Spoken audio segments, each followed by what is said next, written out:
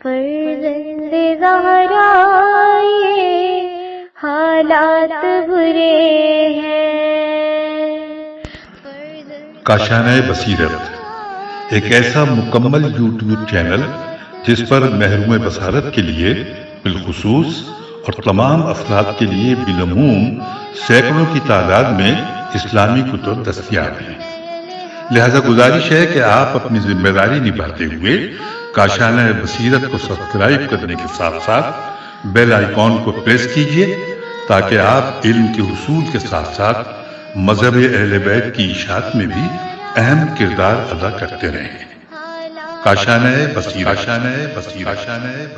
فرزند زہرا یہ حالات برے ہیں۔ بسم اللہ الرحمن الرحیم۔ السلام علیکم۔ یہ کتاب آپ کے لیے کاشانہ بصیرت کی یوٹیوب چینل کی جانب سے ریکارڈ کی جا رہی ہے۔ نام کتاب اسوہ رسول اکرم صلی اللہ علیہ وآلہ وسلم از آیت اللہ سید علی خامنائی۔ اب ہم کتاب کا پارٹ نمبر 17 پڑھیں گے، صفحہ نمبر 253۔ حضور اکرم صلی اللہ علیہ وسلم کی ولادت باسعادت کے ساتھ الہی بشارتوں کا نمودار ہونا۔ انسانی زندگی میں پیغمبر اکرم صلی اللہ علیہ وآلہ وسلم کی ولادت در حقیقت ایک درخشاں صبح کا آغاز ہے۔ اس ولادت کے ساتھ ہی اس دور کے لوگوں کی نظروں کے سامنے الہی بشارتیں نمودار ہونا شروع ہوئیں۔ ظالم و جابر بادشاہوں کے محلات کی بنیادیں ویران ہوئیں، آتش کدے بجھ گئے۔ اللہ کی قدرت سے دنیا کے مختلف خطوں میں مذہب کے نام سے جاری خرافاتیں ختم ہوئیں، جبکہ یہ ولادت بعثت کے لیے ایک مقدمہ تھی اور بعثت تمام دنیا والوں کے لیے رحمت تھی، جیسا کہ ارشاد اقدس الہی ہے، وما ارسلناک الا رحمۃ للعالمین، سورہ انبیاء آیت نمبر 107۔ پوری کائنات اس وجود مقدس کی برکتوں سے مستفید ہوئی ہے اور آئندہ بھی ہوتی رہے گی۔ آج فکر انسانی نے جو ترقی کی ہے، اسے جو علمی پیش رفت حاصل ہوئی ہے، دنیا میں اطلاعات اور معلومات کے جو نئے باب کھلے ہیں، یہ سب اس عجیب و غریب تاریخی دور میں نور اسلام کی ذوفشانی کی برکتوں کا نتیجہ ہے۔ لوگوں کو یہ عظیم نعمت عطا کی گئی ہے۔ اگر انسان کے پاس وافر مقدار میں معلومات ہوتی تو اس کی معرفت و دانائی عمیق ہوتی، اور اگر انہیں پیغمبر اسلام کی معرفت حاصل ہوتی، وہ اسلام کو سمجھ لیتے اور اس کے پیغام کی حقیقت سے آشنا ہوتے، تو آج تاریخ انسانیت کے صفحات کچھ اور ہوتے۔ ہم انسانوں کو ہماری جہالت اور تنگ نظری نے پیچھے دھکیل دیا ہے۔ یقیناً جوں تاریخ آگے بڑھے گی اور انسانوں کا فہم و ادراک کا دائرہ وسیع ہوتا جائے گا، اس روح پرور اور حیات بخش نور سے اور بھی استفادہ کیا جائے گا۔ ہم آج اس کے اثرات کا بخوبی مشاہدہ کر رہے ہیں۔ آج دنیا پر مسلط اس تہذیب و تمدن نے پوری دنیا کی ناک میں دم کر رکھا ہے، لہٰذا وہ کسی راہ نجات کی تلاش میں ہے۔ آج آپ بعض اسلامی ممالک جیسے مصر اور تیونس وغیرہ میں اسلامی بیداری کی جو صورتحال دیکھ رہے ہیں، وہ انسانی بیداری کی اسی کیفیت کی ایک علامت اور نشانی ہے۔ جب لوگوں کی زندگی پر شیاطین کا غلبہ ہو جائے، یاد رکھنا یہ انسانی شیاطین جناتی شیاطین سے زیادہ خطرناک ہوتے ہیں۔ جب عالمی استکباری طاقتوں کی طرف سے لوگوں کی سماجی زندگی، ذاتی زندگی، اقتصاد اور لوگوں کی فکر و نظر میں مداخلتیں شروع ہو جاتی ہیں تو وہ لوگوں کو غلط راستے پر لے جاتی ہیں، جس کے نتیجے میں لوگوں کی زندگی کی فضا تاریک ہو جاتی ہے، اور تاریک فضا انسانی فطرت کے ساتھ میل نہیں کھاتی۔ آخرکار انسانی فطرت جاگ جاتی ہے اور آج دنیا میں یہی کچھ ہو رہا ہے۔ مغربی دنیا جو مادی طاقتوں کی اسیر ہے، وہ بھی اب بیزار آ چکی ہے۔ اگر ہم مسلمان لوگوں کو اسلام کا صحیح چہرہ دکھا سکیں اور اپنی رفتار کو اسلامی تعلیمات کے ساتھ منطبق کر سکیں تو پھر آپ یقین جانیں کہ دنیا میں اسلام کی جانب رجحان کی ایک ہمہ گیر لہر پیدا ہو جائے گی۔ لیکن بدقسمتی سے کمزوری خود ہمارے اندر ہی ہے، عیب ہمارے اندر ہے۔ ہم قرآن مجید اور پیغمبر اسلام صلی اللہ علیہ وآلہ وسلم کے سب سے پہلے مخاطبین ہیں۔ ہمیں اپنی اصلاح کرتے ہوئے اپنے آپ کو ٹھیک کرنے کی ضرورت ہے۔ عصر حاضر میں اسلامی بیداری کے آثار۔ آج اسلام کی برکت سے قومیں بیدار ہو چکی ہیں۔ انسان توجہ کرے تو بیداری کی اس لہر کا پورے عالم اسلام میں مشاہدہ کیا کر سکتا ہے، جس کی پہلی نشانی علاقے میں استکباری طاقتوں کے وجود سے بیزاری کا کھلم کھلا اعلان ہے۔ امریکہ اس وقت اپنی پروپیگنڈا مہم کے ذریعے بعض اسلامی ممالک میں چلنے والی عظیم عوامی تحریکوں کی زد سے اپنے آپ کو بچانے کی کوشش کر رہا ہے۔ لیکن یہ ناممکن ہے کیونکہ ان تحریکوں کا پہلا نشانہ ہی علاقے میں استکباری طاقتوں کا تسلط ہے۔ جس چیز نے قوموں کی توہین اور تحقیر کی ہے وہ یہی استکباری تسلطی ہے۔ جو چیز مسلمان قوموں کا ایک دوسرے کی جانب دوستی کا ہاتھ بڑھانے، ایک دوسرے کو سمجھتے ہوئے اپنی طاقت کو یکجا کرنے میں رکاوٹ ہے تاکہ امت مسلمہ کی کوئی حقیقی تصویر سامنے نہ آ سکے، وہ اس علاقے میں استکبار کی سازشیں اور مداخلتیں ہیں۔ اب اس کی بساط لپیٹ دی جانی چاہیے۔ قوموں کو استکبار کے تسلط اور دخل اندازی سے نجات حاصل کر لینی چاہیے، کیونکہ اس علاقے کی مشکلات کا حل اسی میں ہے۔ قوموں، عوام اور حکومتوں کی مشکلات انہی کی وجہ سے ہیں۔ حکومتیں اپنی قوم اور اپنے عوام سے فاصلے بڑھا چکی ہیں، جس کی بنیادی وجہ استکباری طاقتیں اور ان میں بھی سر فہرست امریکہ ہے۔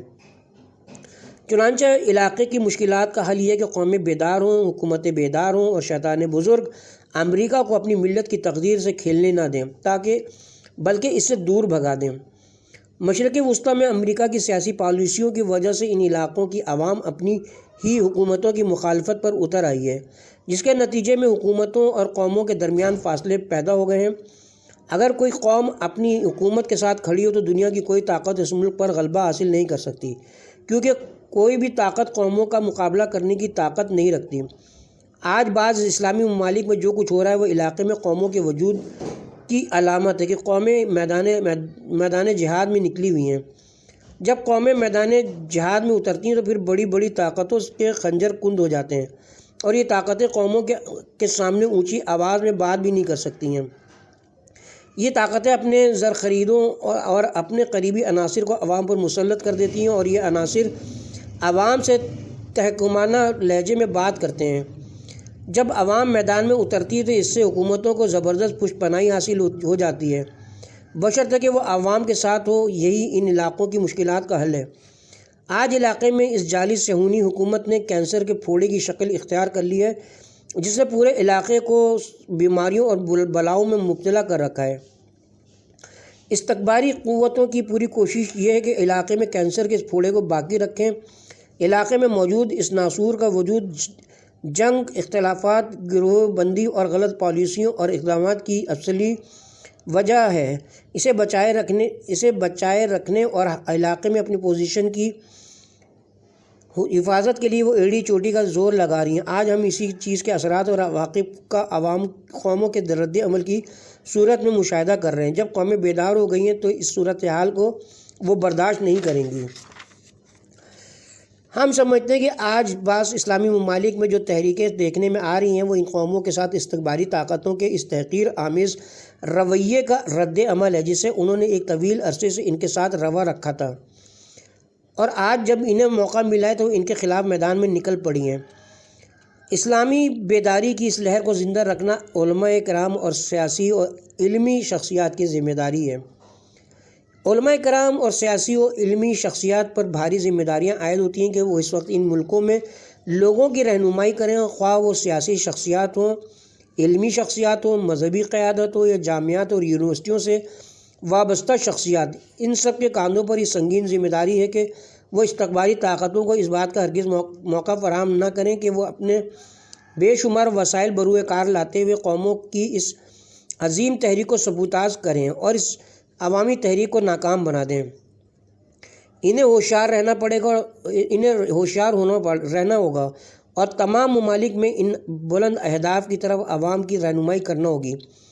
اگر ایسا ممکن ہو سکا تو پھر اس علاقے کا مستقبل روشن و تابناک ہوگا، جس کے نتیجے میں امت مسلمہ کا مستقبل بھی روشن ہو جائے گا۔ دنیا میں ہماری تعداد 1.5 ارب ہے۔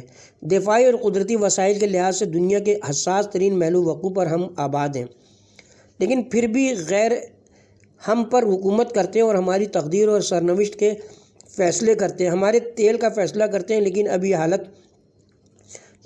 اب یہ حالت تبدیل ہونی چاہیے اور یقیناً تبدیل ہو کر رہے گی، کیونکہ اس کے آثار صاف طور پر دکھائی دے رہے ہیں اور یہ اسلام کی برکت سے پیدا ہونے والی اسلامی بیداری کا نتیجہ ہے۔ اسلام اپنے پیروکاروں کی اسی انداز سے تربیت کرتا ہے۔ سورہ فتح آیت نمبر 29۔ یہ امت اسلامیہ کی علامتیں، یہ وہی روحانیت ہے جو ان کے وجود میں پائی جاتی ہے۔ یہ توکل، یہ اللہ کی جانب توجہ اور اس کی بارگاہ میں خضوع خشوع، یہ سب مومن و مسلمان انسان کی خصوصیتیں ہیں۔ اسلام اسی انداز سے انسان کی پرورش اور تربیت کرتا ہے۔ وہ انسان اللہ تعالیٰ کی بارگاہ میں سجدہ ریز برادران ایمانی کے ساتھ رحم دل و مہربان اور اسلامی بھائی چارے کا مظہر ہوتا ہے، لیکن استکباری طاقتوں کے سلسلے میں ظالموں کے خلاف صفات کا پہاڑ بن کر کھڑا ہو جاتا ہے۔ سورہ فتح آیت نمبر 29۔ یہ امت اسلامیہ کے وہی ارتقائی مراحل ہیں جو جنم لیتے اور نشو و نما کے مراحل سے گزرتے ہوئے پھلتے پھولتے مستحکم اور مضبوط ہو جاتے ہیں۔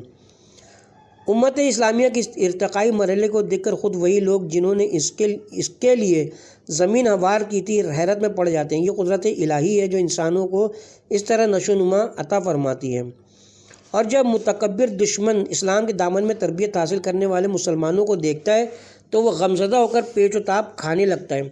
ایسے میں ہمارے لیے ضروری ہے کہ ہم پوری طرح عمل کریں، اپنے آپ کو ٹھیک کریں، اپنے اعمال کو قرآنی تعلیمات کے مطابق ڈھالیں، اپنے دوستوں، دشمنوں، مخالفوں اور متکبروں کے ساتھ قرآنی تعلیمات کے مطابق سلوک کریں، کیونکہ اللہ تعالیٰ نے اس طریقے سے زندگی گزارنے والوں کے لیے اجر و ثواب کا وعدہ کیا ہے جو انہیں دنیا میں ملے گا اور آخرت میں بھی حاصل ہوگا۔ دنیا میں انہیں عزت و وقار ملے گا، نعمتیں حاصل ہوں گی جو اس نے انسانوں ہی کے لیے مختص کر رکھی ہیں، اور آخرت میں انہیں رضائی الہی اور بہشت الہی نصیب ہوگی۔ یہ وہ راستہ ہے جسے آپ ایرانی عوام نے انتخاب کیا اور اس پر چل پڑے ہیں اور آگے کی جانب رواں دوائیں، اور انشاءاللہ اپنے اس سفر کو جاری رکھیں گے۔ یہ ایک ایسا راستہ ہے کہ خوش قسمتی سے آج ہم دیکھ رہے ہیں عالم اسلام میں دیگر قومیں بھی آہستہ آہستہ اس کی جانب بڑھ رہی ہیں۔ اللہ تعالیٰ کا ارشاد ہے والعاقبۃ المتقین، سورہ قصص آیت نمبر 83۔ اگر ہم تقوی الہی کو اپنا شیوا بنا لیں تو یہ طے ہے کہ فتح امت اسلامیہ کی ہوگی، اور اللہ نے چاہا تو یہ کامیابی کوئی زیادہ دور نہیں ہے۔ ہم دعا کرتے ہیں کہ اللہ تعالیٰ تمام مسلمان قوموں، ملت اسلامیہ بالخصوص اس امت کی بااثر اور ممتاز شخصیات کو یہ توفیق عطا فرمائے کہ وہ پیغمبر اسلام صلی اللہ علیہ وآلہ وسلم اور قرآن مجید کی تعلیمات کی برکتوں سے بہرہ مند ہو، اور اللہ تعالیٰ کی بارگاہ میں دعا گو ہوں کہ ہمیں یہ نیا راستہ دکھانے والے ہمارے عظیم الشان امام خمینی پر اس راہ میں اپنی جان کا نذرانہ پیش کرنے والے عزیز شہیدوں پر اپنی رحمت واسعہ نازل فرمائے۔ عید میلاد النبی صلی اللہ علیہ وسلم کے موقع پر ملکی حکام اور اسلامی ممالک کے سفیروں سے ملاقات۔ 21 فروری سن 2011۔ بعثت کا دن سال کا باعظمت برکت اور اہم ترین دن ہے۔ دنوں کی اہمیت کا معیار اگر یہ ہو کہ اس دن اللہ تعالیٰ نے انسانیت کے لیے اپنے لطف و کرم سے کوئی بڑی نعمت نازل فرمائی ہو تو یقیناً ہم یوم مبعث رسول اکرم کو سال کا سب سے اہم اور باعظمت دن قرار دیا جا سکتا ہے، کیونکہ بعثت کی نعمت اور آپ کا انتخاب پوری تاریخ میں بنی نوع انسان کے لیے تمام الہی نعمتوں میں سب سے بڑی نعمت ہے۔ لہذا پوری جرت کے ساتھ کہا جا سکتا ہے کہ بعثت رسول اکرم صلی اللہ علیہ وسلم کا دن پورے سال کا سب سے برتر، سب سے بڑا اور سب سے زیادہ برکت والا دن ہے۔ بس ہمیں اس دن کی یاد کو عقیدت کے ساتھ مناتے ہوئے اس دن پیش آنے والے اس عظیم واقعے کو اپنی نظروں کے سامنے مجسم کرنا چاہیے۔ امیر المومنین حضرت امام علی علیہ السلام فرماتے ہیں، رسول اکرم صلی اللہ علیہ وسلم کی بعثت کا واقعہ ایک ایسے وقت میں رونما ہوا جب انسانیت ایک طویل عرصے سے انبیاء الہی کے وجود کی برکتوں سے محروم تھی۔ حضرت عیسیٰ کے زمانے کو گزرے ہوئے 600 سال بیت چکے تھے۔ سینکڑوں سالوں سے بشریت نے کسی الہی سفیر کی زیارت نہیں کی تھی۔ اس کا کیا نتیجہ نکلا تھا؟ دنیا تاریک ہو چکی تھی، ظلمت قدے میں تبدیل ہو چکی تھی، معنویت ختم ہو گئی تھی، انسان جہالت، گمراہی اور غرور میں غرق تھا۔ کچھ ایسے حالات میں اللہ تعالیٰ نے حضور اکرم کو مبعوث فرمایا۔ حضور اکرم صلی اللہ علیہ وسلم وہ عظیم ہستی ہیں کہ جنہیں اللہ تعالیٰ نے تاریخ انسانیت کے اس عظیم انقلاب کے لیے تیار کیا تھا، لہٰذا آپ نے 23 سال کے مختصر عرصے میں ایک ایسا عظیم الشان انقلاب برپا کر دیا جو تمام تر رکاوٹوں اور مشکلات کو اپنے راستے سے ہٹاتے ہوئے آگے بڑھا، اور آج تک یہ سلسلہ جاری و ساری ہے۔ 23 سال کا عرصہ انتہائی کم مدت ہے، ان میں سے بھی 13 سال تنہا جدوجہد میں گزر گئے تھے۔ سب سے پہلے مکہ مکرمہ میں 5، 10 اور 50 افراد کے ساتھ اپنی مہم کا آغاز فرمایا۔ گنے چنے افراد کی یہ چھوٹی سی جماعت متعصب، جاہل اور عقل کے اندھے دشمنوں کی ان ناقابل برداشت سختیوں کے مقابلے میں مقاومت کرنے میں کامیاب ہوئی، اور یوں اسلامی معاشرہ اور تہذیب و تمدن کی ایک عمارت کھڑی کرنے کے لیے بڑے مستحکم اور مضبوط ستون اور بنیادیں تیار کی گئیں، تاکہ اسلامی تہذیب و تمدن کی یہ عمارت ان ستونوں پر کھڑی رہ سکے۔ اس کے بعد اللہ تعالیٰ نے ایسے حالات پیدا کر دیے کہ آپ مدینہ منورہ ہجرت کر جائیں اور وہاں جا کر اس نظام اور اس معاشرے کی داغ بیل ڈال سکیں اور اس تہذیب کی باریکیوں کو طے کر سکیں۔ وہ پورا عرصہ جس میں آپ نے اس نظام کو تشکیل دیا، اسے سنوارا اور مکمل طور پر تیار کر لیا، صرف 10 سالوں پر محیط ہے، یعنی ایک انتہائی کم مدت ہے۔ عام طور پر اس قسم کے واقعات حوادث زمانہ کے طوفانوں میں گم ہو جاتے ہیں، ختم ہو جاتے ہیں اور فراموش کر دیے جاتے ہیں، لیکن پیغمبر اسلام صلی اللہ علیہ وسلم 10 سال کے اس مختصر عرصے میں ایک چھوٹا سا پودا لگا کر اس کی آبیاری اور نشو و نما کے وسائل فراہم کرتے ہوئے اسے ایک تناور درخت بنانے میں کامیاب ہوئے۔ آپ نے ایک ایسی تحریک چلائی کہ جس کے نتیجے میں ایسی تہذیب وجود میں آ گئی جو مناسب وقت میں انسانی تمدن کی بلند ترین چوٹی تک پہنچ گئی، یعنی 3 اور 4 صدی ہجری میں پوری دنیا میں کوئی بھی تہذیب، تاریخی میراث یا کوئی بھی طاقتور حکومت ایسی نہیں نظر آتی جو اسلامی تہذیب و تمدن کے ہم پلہ ہو۔ یہ اسلامی کا کرشمہ ہے۔ یہ اس وقت کی بات ہے جب حضور اکرم صلی اللہ علیہ وسلم کے 10 سالہ دور اقتدار کے بعد امت اسلامیہ کو مختلف قسم کے تلخ حوادث کا سامنا کرنا پڑا تھا، مشکلات پیدا ہوئی تھیں، آپس میں اختلافات اور داخلی تصادم شروع ہوا تھا۔ ان تمام مسائل سے بڑھ کر انحرافات پیدا ہوئے تھے اور اسلامی تعلیمات میں تحریفات کا سلسلہ شروع ہوا تھا۔ یہ سب کچھ ہونے کے باوجود بھی 3-4 صدیوں میں پیغمبر اکرم کے اس پیغام کو وہ عظمت حاصل ہوئی کہ آج بھی پوری دنیا اور اس میں موجود تہذیبیں 3 اور 4 صدی ہجری کے مسلمانوں کے تمدن کی احسان مند ہیں۔ بشر کی نجات اور کمال کی جانب پیش قدمی کا راز اسلامی ہی میں۔ بشریت اگر عدل و انصاف کے ساتھ غور و فکر کرے تو وہ اس بات کی تصدیق کرے گی کہ انسان کی نجات اور اس کے کمال کی طرف پیش قدمی کا راز صرف اور صرف اسلام ہی میں مضمر ہے، کسی اور میں نہیں۔ ہم مسلمانوں نے بے قدری کی ہے، ہم نے نمک چکھنے کے بعد نمکدان کو توڑ دیا ہے، ہم نے تو اسلام کی قدر و منزلت کو پہچانا ہی نہیں ہے۔ پیغمبر اسلام صلی اللہ علیہ وسلم نے ایک پرشکو اور راہ کمال پر گامزن انسانی معاشرے کی عمارت کھڑی کرنے کے لیے جو ستون تعمیر کیے تھے، ہم نے ان کی حفاظت ہی نہیں کی، ہم نے ناشکری کی ہے اور اس کی سزا بھی بھگت چکے ہیں۔ اسلام کے اندر اتنی طاقت تھی اور اب بھی ہے کہ وہ انسانیت کو سعادت سے ہمکنار کر سکے اور منزل مقامات تک پہنچانے کے ساتھ ساتھ مادی و معنوی اعتبار سے بھی نشو و نما فراہم کر سکے۔ پیغمبر اسلام نے جن ستونوں کی تعمیر کی ہے وہ ایمان، عقلانیت، مجاہدیت، عزت و وقار اسلامی معاشرے کے اصلی ستون ہیں۔ ہمیں اپنے دلوں اور اعمال کو ایمان کے ذریعے مضبوط کرتے ہوئے عقل انسانی سے بھرپور استفادہ کرنا چاہیے، جو بشر کے لیے ایک عظیم الہی ہدیہ ہے۔ جہاد فی سبیل اللہ پر عمل کرنا، خواہ اسے میدان جنگ میں انجام دینا پڑے یا سیاست اور اقتصاد جیسے دوسرے میدانوں میں، ہمیں اپنے انسانی و اسلامی وقار کے احساس کو غنیمت سمجھنا چاہیے۔ جب کسی معاشرے میں ان مذکورہ باتوں کا احیا ہو جائے تو پھر وہ معاشرہ یقیناً اسلام اور پیغمبر اکرم صلی اللہ علیہ وآلہ وسلم کے بتائے ہوئے اصولوں پر گامزن ہو جاتا ہے۔ الحمدللہ ہم اہل ایران اسلام کے پیغام کی برکت اور اپنے عظیم قائد امام خمینی کی ہدایت کی برکت سے ان میں سے کچھ چیزوں کو اپنی زندگی میں عملی جامہ پہنانے میں کامیاب ہوئے ہیں اور آج اپنی آنکھوں سے ان کے ثمرات اور اثرات کا مشاہدہ بھی کر رہے ہیں۔ آج عالم اسلام اس نقطے کی طرف متوجہ ہو گیا ہے۔ شمالی افریقہ اور مشرق وسطیٰ کے خطے کے بعض ممالک میں جو تحریکیں نظر آ رہی ہیں وہ نور اسلام سے قصب فیض کرنے اور پیغمبر اکرم کے فرامین پر عمل کرنے کا نتیجہ ہے۔ یہی وجہ ہے کہ ان ممالک کا مستقبل توفیق پروردگار سے نصرت و تائید الہی کی برکت سے روشن اور تابناک ہے۔ استعماری طاقتوں کا اسلامی بیداری کی لہر روکنے کی ناکام کوششیں، مغربی ممالک بے مقصد ضد کر رہے ہیں اور بلا وجہ اپنے اس غلط موقف پر اڑے ہوئے ہیں۔ مصر، تیونس اور بعض دیگر ممالک میں آج جو کچھ ہو رہا ہے وہ اس بات کی دلیل ہے کہ علاقے کی تاریخ نے ورق گردانی شروع کی ہے اور تاریخ میں ایک نئے باب کا اضافہ ہونے جا رہا ہے، اور آج سے 150 سال قبل مغربی استعماری طاقتوں اور استکباری حکومتوں نے ان علاقوں پر جو حالات مسلط کر دیے تھے وہ اس عظیم اور حساس علاقے کی سرنوشت جس انداز میں رقم کرنے کی کوشش کر رہے تھے اس میں وہ ناکام ہوئے ہیں اور ایک نئے دور کا آغاز ہو چکا ہے۔ البتہ آج بھی مغرب کی استکباری طاقتیں بڑی مزاحمت دکھا رہی ہیں اور اس عظیم اور ناقابل انکار حقیقت کے سامنے ہتھیار ڈالنے کے لیے تیار نہیں ہے کہ آج علاقے کی قومیں بیدار ہو گئی ہیں اور انہوں نے اسلام کو رخ کر لیا ہے۔ لیکن حقیقت یہ کہ اسلامی ممالک میں اسلام کی روح پھونکی گئی ہے۔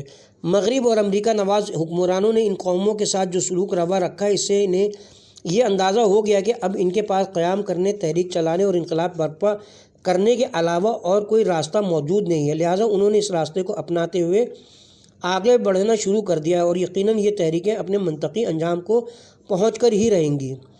عید مابعث کے موقع پر ملکی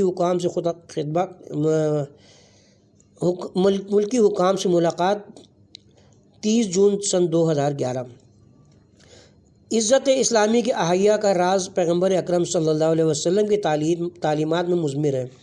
ہم مسلمانوں کو راہ ہدایت تلاش کرنے کے لیے حضور اکرم صلی اللہ علیہ وسلم کی شخصیت کی پہچان ہی کافی ہے۔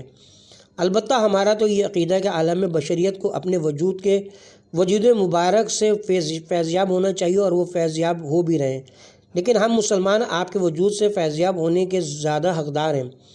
یہ عظیم الشان ہستی جو اعلیٰ اخلاقی صفات کی حامل ہے، یہ عظیم شخصیت کہ اللہ تعالیٰ نے جسے تاریخ بشریت کی سب سے عظیم ذمہ داری سونپنے کے لیے تیار فرمایا،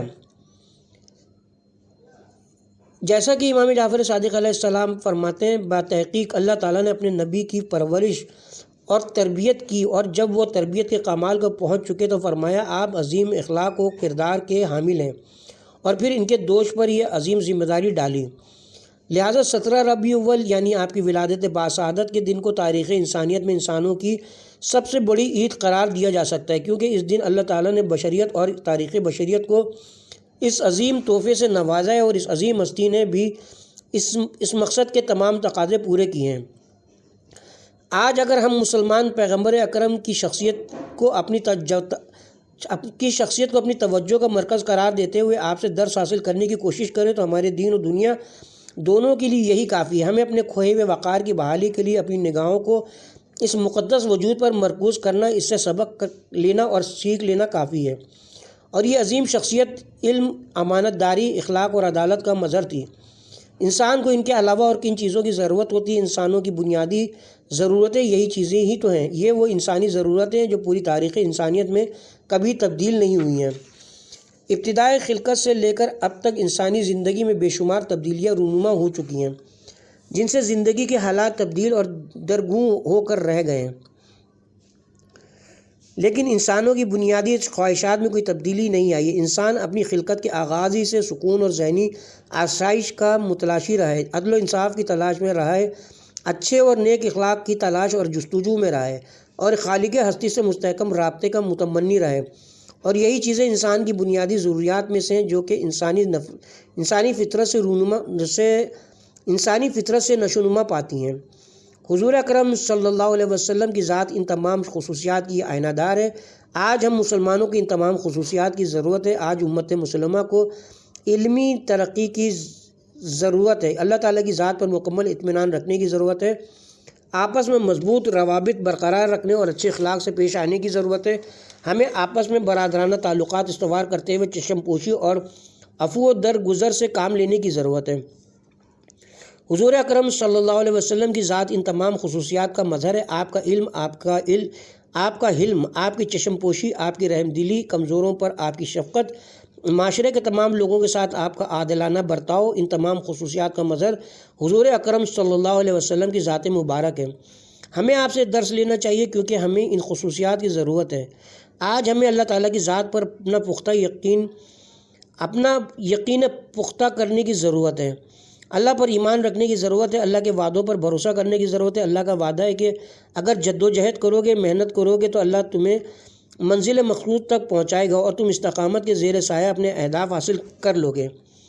دنیاوی خواہشات کے مقابلے میں ہماری قوت ارادی میں کمزوری نہیں آنی چاہیے۔ مال و مقام اور دوسرے گوناگون سی نفسیاتی وسوسوں کے مقابلے میں ہماری بے نیازی میں کمی نہیں آنی چاہیے۔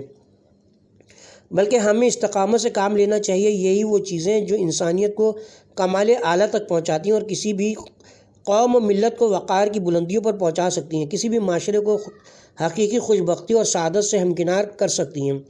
ہم ان چیزوں کے محتاج ہیں، جبکہ ہمارے نبی کی ذات گرامی ان تمام چیزوں کا مظہر ہے۔ پیغمبر اکرم صلی اللہ علیہ وسلم کی شخصیت کی خصوصیات۔ حضور اکرم صلی اللہ علیہ وسلم کی پوری زندگی ایسی ہے۔ آپ کا بچپن، آپ کی جوانی اور بعثت سے پہلے کے زمانے میں بھی آپ کی دیانتداری کا یہ عالم تھا کہ پورا قبیلہ قریش اور آپ کو جاننے والا ہر عرب آپ کو امین کے لقب سے جانتا تھا۔ لوگوں کے ساتھ آپ کا عدل و انصاف، آپ کی عادلانہ نگاہ ایسی ہے کہ جب حجر اسود کو نصب کرنے کا موقع ہوا یا عرب قبائل اور گروہوں میں لڑائی جھگڑے کی نوبت یا کوئی اور تنازع کھڑا ہو جاتا ہے تو فیصلے کے لیے آپ کا انتخاب کیا جاتا ہے، جبکہ اس وقت آپ ایک نوجوان تھے۔ یہ تمام لوگوں کے ساتھ آپ کی انصاف پسندی تھی کہ جس کے سب متعارف تھے اور سب آپ کو صادق اور امین جانتے تھے۔ یہ آپ کی نوجوانی کے دور کی باتیں۔ اس کے بعد آپ کی بعثت کا دور آیا جو آپ کی اصرار، مجاہدت اور استقامت کا دور ہے۔ اس دور میں سارے لوگ آپ کے مخالف تھے، آپ کے خلاف محاذاری کر رہے تھے، آپ کی مخالف سمت میں حرکت کر رہے تھے، آپ سے اختلاف کرتے تھے۔ مکے کا 13 سالہ دور کتنا سخت اور دشوار تھا، لیکن آپ ثابت قدم رہے۔ آپ کی ثابت قدمی ہی کا نتیجہ تھا کہ ایسے ایک مضبوط ارادے کے مالک مسلمان پیدا ہوئے کہ ان پر کسی بھی قسم کی سختی اور دباؤ کا اثر نہیں ہوتا تھا۔ یہ ہمارے لیے درس ہے۔ اس کے بعد جب آپ نے مدنی معاشرہ تشکیل دیا اور 10 سال سے زیادہ حکومت نہیں کی لیکن ایک ایسی عظیم عمارت تعمیر کر دی جو کہ صدیاں گزرنے کے باوجود آج بھی علم و دانش، تہذیب و تمدن، روحانی ارتقاء، اخلاقی کمالات اور دولت و ثروت میں انسانیت کا نقطۂ عروج ہے۔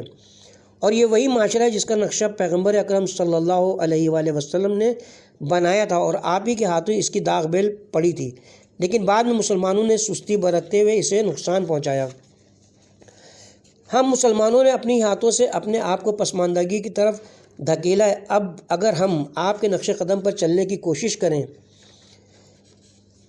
تو ایک مرتبہ پھر آگے بڑھ سکتے ہیں۔ آج امت اسلامیہ کو اتحاد و اتفاق کی ضرورت ہے، باہمی جذبہ ہمدردی کی ضرورت ہے، باہمی آشنائی کی ضرورت ہے۔ آج دنیا اسلام خصوصاً عرب دنیا میں جو عوامی انقلابات کا آغاز ہو چکا ہے، قوموں کی یہ بیداری، میدان عمل میں قوموں کی موجودگی، امریکہ اور دیگر استعماری طاقتوں کا بار بار پیچھے ہٹ جانا، صہیونی حکومت پر آئے دن کمزوری طاری ہو جانا، یہ تمام کی تمام چیزیں ہم مسلمانوں کے لیے ایک بہترین موقع ہے۔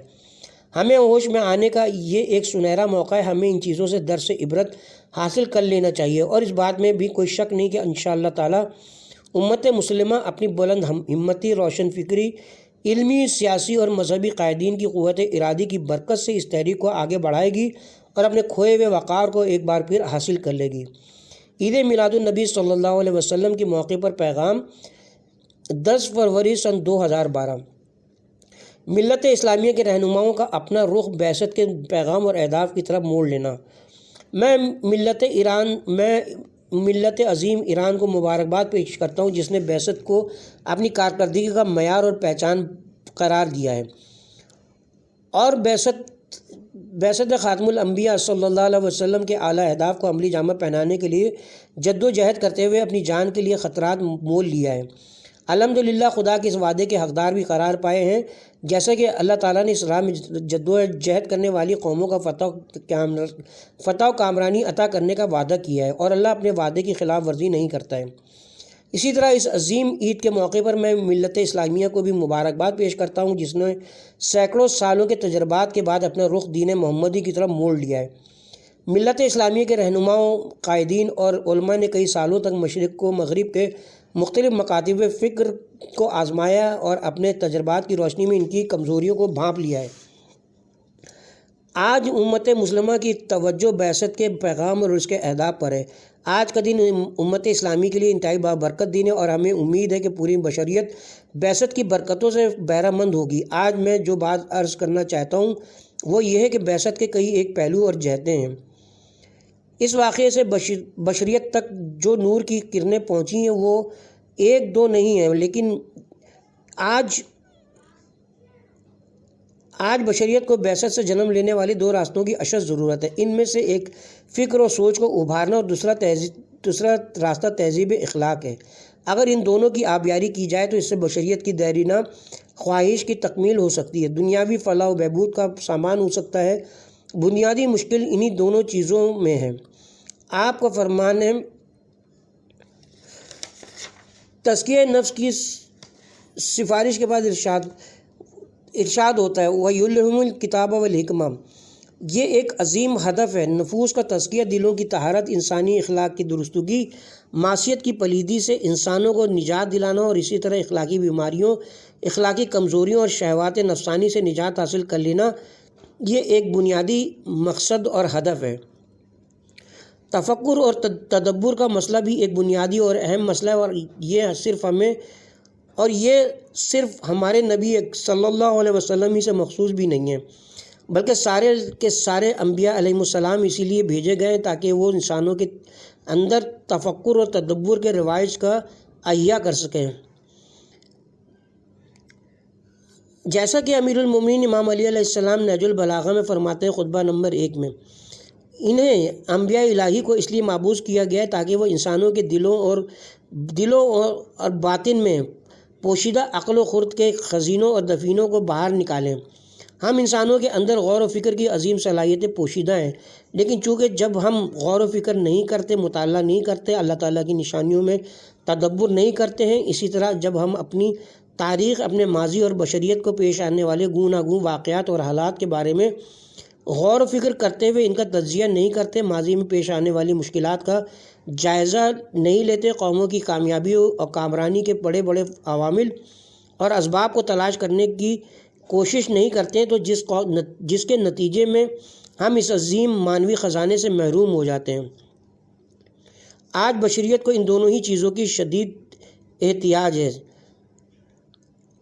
مملکت کے اعلیٰ حکام اور اسلامی ممالک کے سفیروں سے خطاب، 18 جون سن 2012۔ اس کے ساتھ ہی ہم یہاں پہ اپنے کتاب کے پارٹ نمبر 17 کا اختتام کرتے ہیں۔